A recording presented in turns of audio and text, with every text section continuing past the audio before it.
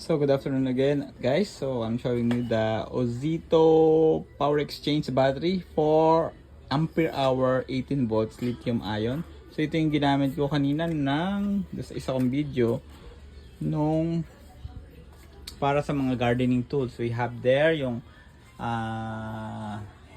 hedger, blower at saka grass trimmer. So look at yung isang video pa kung paano siya gumagana. So now using the same battery, we will be using Bell. Excuse. This for the power tools there. Okay. So baba mo yan, Bell. Help yung video mo ako. Okay. Kita ako. Opo. Okay, using the same battery. Try natin muna dito sa drill. So merong version nitong brushless na may hammer, pero itong i-demo ko walang hammer to.